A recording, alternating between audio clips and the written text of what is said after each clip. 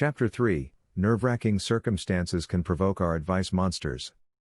In the same fashion that dogs are inclined to begin barking each time a car passes, some particular things can provoke our advice monsters and render them even louder.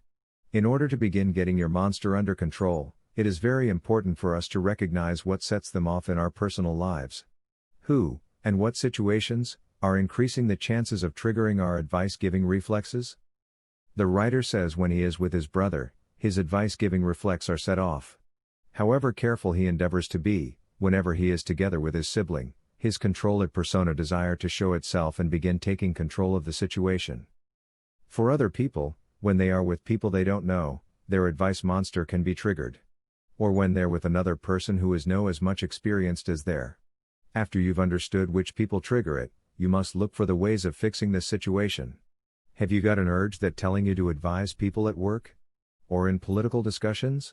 Or when you find yourself in a situation very difficult to cope with? What sets your advice monster is personal and other people can be triggered by other situations.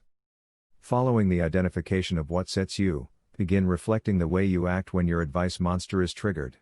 What kind of behaviors does your monster exhibits in a triggering situation? Do you give your friends or coworkers unsolicited advice? Or seek to be in control by filling silences on a date? Perhaps you'll find this exercise awkward and disturbing, however, this exercise is of great significance, candidly speaking. Having particular instances will aid you to surmount the advice-giving cycle. After you've observed several good instances, the next thing to do is to analyze the advantages and disadvantages of your irresistible, advice-giving behavior. People continue finding solutions for others due to obtaining a small reward for behaving like this.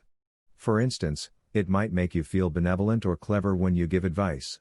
Or it might give you a feeling of control if you dominate a meeting.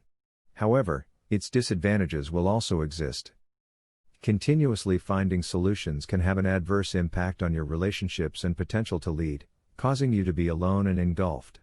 So as to actually transform and grow, it is necessary to release your dependency on quick satisfaction and to construct a future you that in no way involves giving advice as a reflex, or due to feeling fearful. Consider the things that will be likely after you cease to make efforts to control situations, and rather can simply come together with people without having any advice in your mind.